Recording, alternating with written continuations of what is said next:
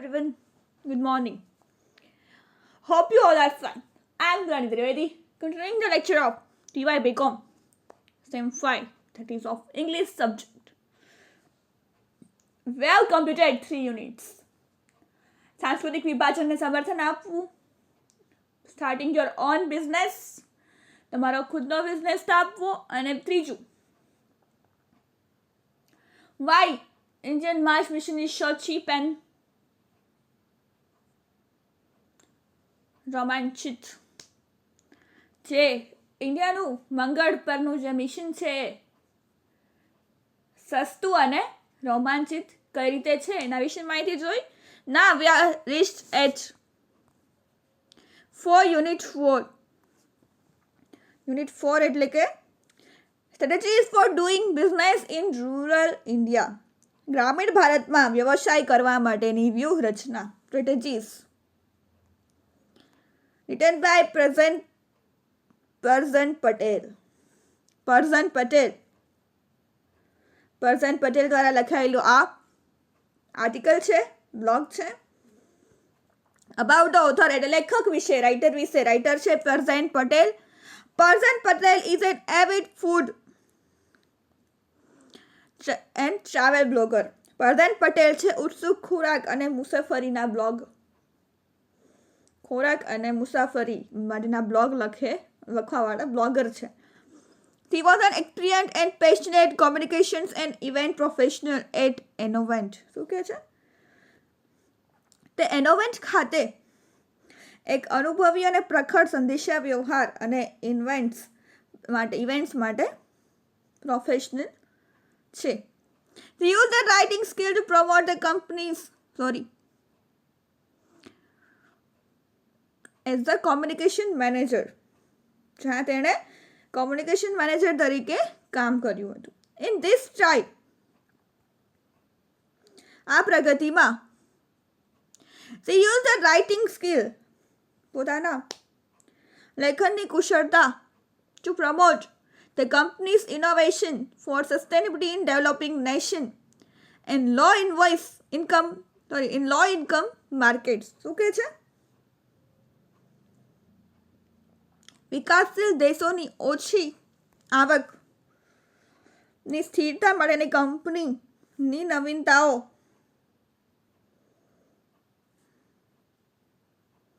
કે બજારો માટે તેઓ પોતાના લેખનની કુશળતાનો એમાં ઉપયોગ કર્યો કે જ્યાં વિકાસશીલ દેશોમાં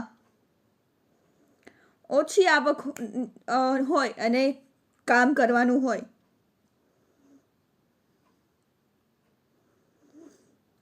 એમાં એને પોતાનું લેખન કૌશલ્યનો ઉપયોગ કરીને આ પ્રગતિનું આગળ વધારી.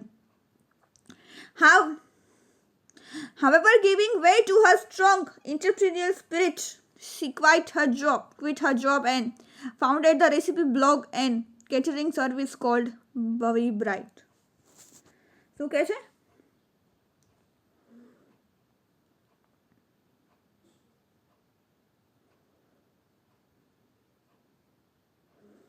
તેના ઉદ્યોગ સાહસિક ભાવના ફિલિંગ્સ એને માર્ગ આપીને નોકરી છોડી દીધી અને ભાવિ બ્રાઇટ નામની રેસિપી બ્લોગ અને કેટરિંગ સેવાની સ્થાપના કરી. કેણે? તો કે Perzen પટેલે. લેખકની વાત છે કે જે ઉત્સુક ખોરાક અને મુસાફરીના બ્લોગર છે, જે લખે છે, બ્લોગ લખે અને બ્લોગર કહેવામાં આવે છે.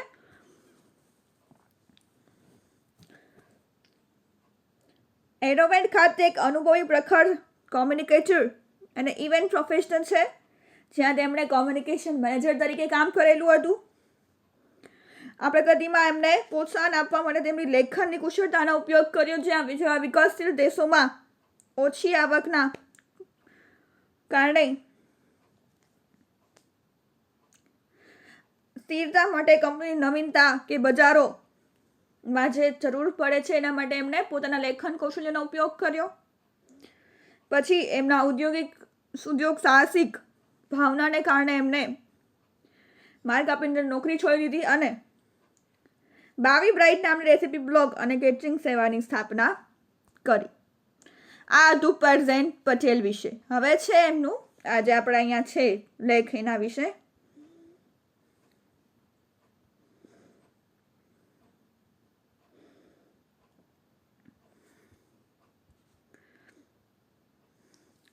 The interview with Mr. Pradeep Kashyap, CEO and founder of MART, was published in June 2012. Shri Pradeep Kashyap, CEO અને માર્ટીના સ્થાપક, MART એટલે માર્ટ સાથેનો આ ઇન્ટરવ્યૂ જૂન 2013માં પ્રકાશિત થયો હતો. MART is a business consultancy firm focusing on rural markets and entrepreneurship. શું કહે છે?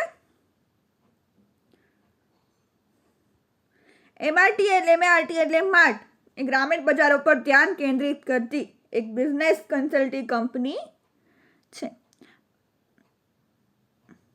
Kashyap has worked in various advisory capacities for the government, including the Office of the Prime Minister and the Ministry of Rural Development. શું કહે છે? Shri Kashyap, mister કશ્યપે પ્રધાનમંત્રી કાર્યાલય અને ગ્રામીણ વિકાસ મંત્રાલય સહિત સરકાર માટે વિવિધ સલાહકારી ક્ષમતા ધરાવતી જે કંપની છે એમાં એમણે કામ કરેલું છે. Is also consultant for the world bank and United Nations. તે વર્લ્ડ બેંક અને યુનાઇટેડ નેશન્સના સલાહકાર પણ છે. કોણ? તો કે Pradeep Kashyap. Project Shakti which he co-created with Hindustan Unilever aims to encourage up 46,000 rural women with an entrepreneurial mindset and make them financially independent. વાહ, શું કહે છે?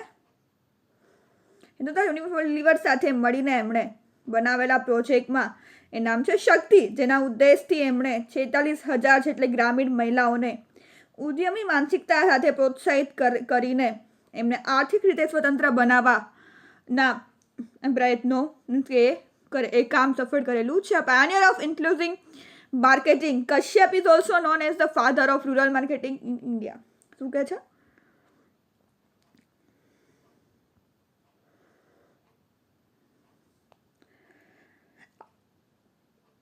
શામેલ માર્કેટિંગ પ્રણેતા કશ્યપને ભારતીય ગ્રામીણ માર્કેટિંગના પિતા તરીકે પણ ઓળખવામાં આવે છે.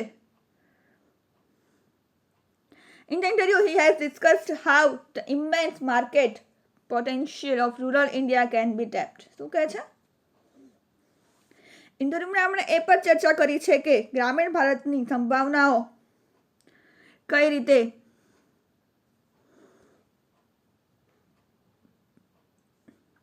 બજાર અને ગ્રામીણ ભારતમાં કઈ રીતે એ શરૂ કરવું એના મુદ્દાઓ એમને એમાં લખેલા છે. Strategies for doing business in rural India, ગ્રામીણ ભારતમાં વ્યવસાય માટેની વ્યૂહરચના.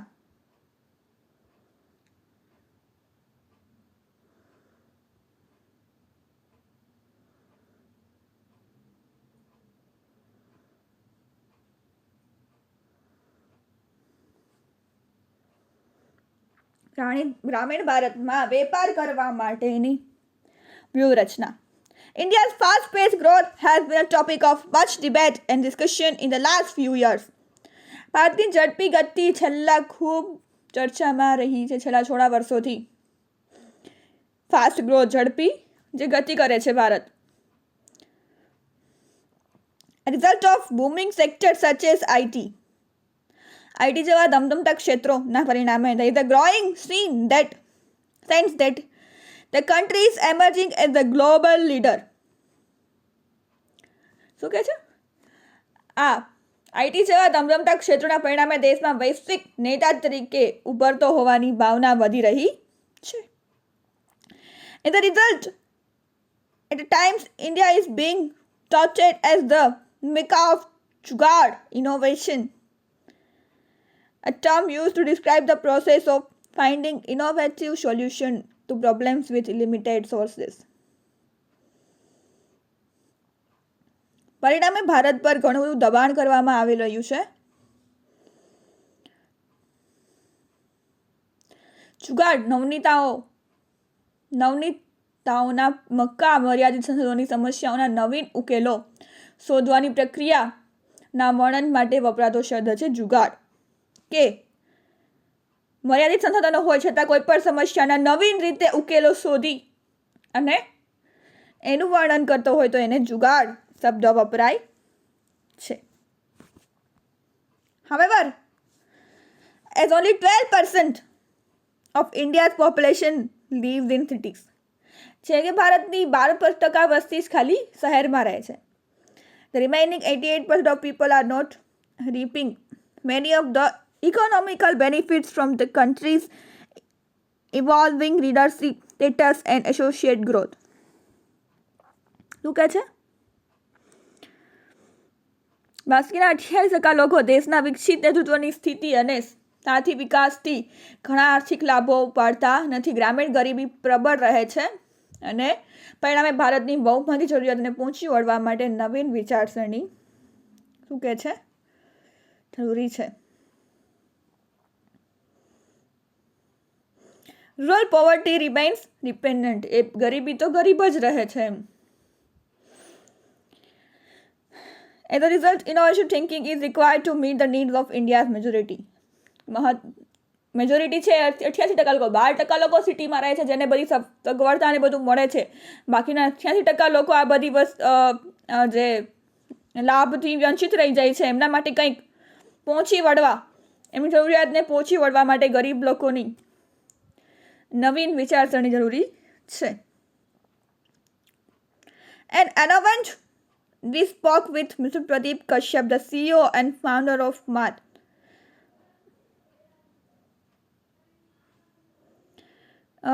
હવે માર્ટના CEO અને સ્થાપક પ્રદીપ કશ્યપ સાથે વાત કરી હતી. India's leading emerging markets consulting firm about the opportunities and challenges of creating innovations of rural Indian markets. શું કહે છે? એક ઇવેન્ટમાં અમે લોકો વાત કરી હતી કે ભારતની અગ્રણી ઉભરતી બજારોમાં ગ્રામીણ ભારતીય બજારો માટે નવીનતાઓ સર્જવાની તક અને પડકારો વિશે સલાહ આપનારી company.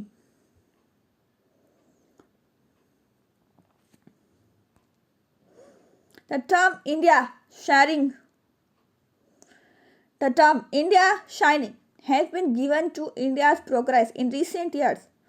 Does opportunity exist for entrepreneurs in rural Indian markets? India shining શબ્દ તાજેતરના વર્ષમાં ભારતની પ્રગતિ માટે આપવામાં આવ્યો છે. ગ્રામીણ ભારતીયની બજારોમાં ઉદ્યમી માટે તક અસ્તિત્વમાં છે? ક્વેશ્ચન શું આ છે એનો જવાબ આપેલો છે. Yes, significant opportunity exist in rural India. હા, ગ્રામીણ ભારતમાં તો નોંધપાત્ર તક અસ્તિત્વમાં અત્યારે છે.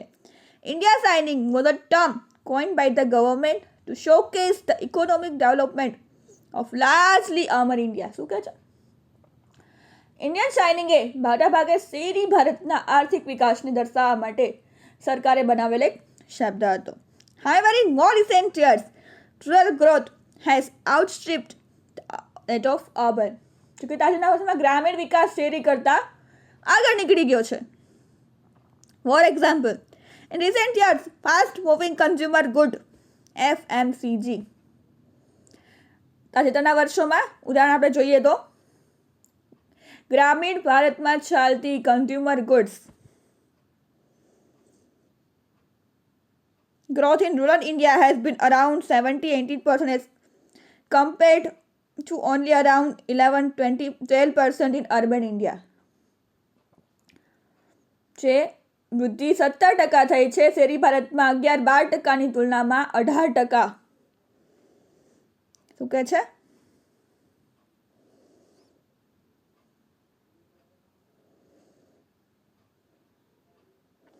This also reflected industries such as durables and automobiles. શું કહે છે? શહેરી ભારતમાં ફક્ત 11-12% તુલનામાં 18% ઓટોમોબાઇલ્સ જેવા ઉદ્યોગોમાં પ્રતિબિંબિત થઈ છે. Rural India is now a $1 trillion economy equal to the economy of Canada of South Korea. ગ્રામીણ ભારત હવે $1 ટ્રિલિયન અર્થવ્યવસ્થા છે. કેનેડા અથવા દક્ષિણ કોરિયનના અર્થતંત્ર સમાન. If you add towns with population below 1 million, then the rural and small town economy accounts 75% India's GDP, while the 50 top cities representing urban India contribute 20% of the country's GDP. શું કહે છે? જો તમે 1 મિલિયનથી ઓછી વસ્તીવાળા નગરજનોને જોડશો અને ગ્રામીણ અને નાના શહેરી અર્થવ્યવસ્થાને ભારતના GDP 75%, જ્યારે 50 ટોચના શહેરો દેશના GDP શહેરી ભારતમાં પ્રતિનિધિત્વ 25% કરે છે. શહેરનું 25% છે અને ગ્રામીણનું 75% GDP છે, એટલે એનું વધી જાય છે.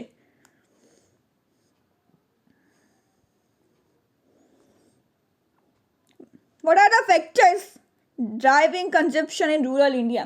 ગ્રામીણ ભારતના વપરાશ માટેના કયા પરિબળો છે? Approximately 800 million people live in rural India, of which at least half earn less than $1 per day. શું કહે છે? ગ્રામીણ ભારતમાં આશરે 800 મિલિયન લોકો રહે છે, જેમાંથી ઓછામાં ઓછું અડધો દિવસ દીઠ $1 પણ ઓછું કમાય છે. US dollar. The other half earn between $1 to 5 per day. અને અડધા દિવસ દરમિયાન $1 થી $5 વચ્ચે કમાય છે. There are only 50 million rich people in rural India, meaning those that earn more than $5 per day. Okay છે? ગ્રામીણ ભારતમાં ફક્ત 50 મિલિયન કરોડ ધનિક લોકો છે, એટલે કે જેઓ રોજ $5 વધુ કમાય છે. The consumption story in rural India is being driven by different factors in varying income segments. ગ્રામીણ ભારતમાં વપરાશની કથા વિવિધ આવકના વિભાગોમાં વિવિધ પરિબળો દ્વારા ચલાવવામાં આવે છે. The Rural Employment Guarantee Scheme has added significantly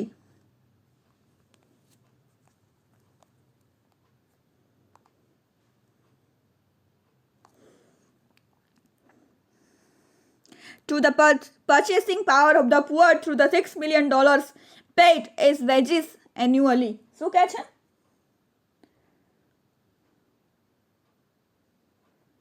ગ્રામીણ રોજગાર ગેરંટી યોજનાઓ વાર્ષિક વેતન રૂપે ચૂકવેલા 6 અબજ ડોલર દ્વારા ગરીબોની ખરીદ શક્તિમાં નોંધપાત્ર ઉમેરો કર્યો છે. Simultaneously, the wage rate for private work in rural India has also gone up because of the higher wages paid under the Employment Guarantee Scheme. શું કહે છે? કે આ સાથે રોજગારી ગેરંટી યોજના હેઠળ વધુ વેતન ચૂકવવાને કારણે ગ્રામીણ ભારતમાં પણ ખાનગી કામ માટે વેતનનો દર પણ વધ્યો છે.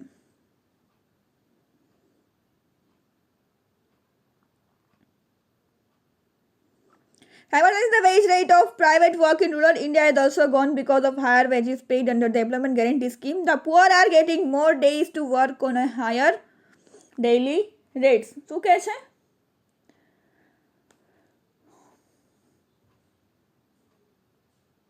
ભારતમાં ખાનગી કામ માટે વેતનનો દર પણ વધ્યો છે અને ડેઇલી રેટ્સ દૈનિક દરે ગરીબોને વધુ દિવસ કામ મળી રહ્યું છે. Similarly the middle income segment had benefited. મધ્યમ આવક ક્ષેત્રને વધુ સારી રીતે માંગ જોડવાનો લાભ પણ મળ્યો છે. Segment has benefited from better and road connectivity. Youth living in these areas have bought motorcycles and taken up more lucrative jobs in nearby towns. શું કહે છે? આ વિસ્તારમાં રહેતા યુવાનોએ મોટરસાયકલ ખરીદી છે અને નજીકના શહેરોમાં વધુ લાભકારી નોકરીઓ મેળવી છે. The rapid urbanization, શહેરીકરણ ઝડપી જે વધી રહ્યું છે, it also benefited the rich farmers. ખેડૂતોને પણ ધનિક ખેડૂતોને પણ ફાયદો થયો છે. Who have sold their land at exorbitant rates to real estate developers, particularly around the metros. શું કહે છે? જેમણે તેમની જમીન ખાસ કરીને મહાનગરોની આસપાસના થાવર મિલકતના વિકાસકર્તાઓને અતિશય દરે વેચી છે, એમને પણ ફાયદો થયો છે. This is all about today's lecture. We will continue in the next lecture. Thank you for listening. Have a nice day.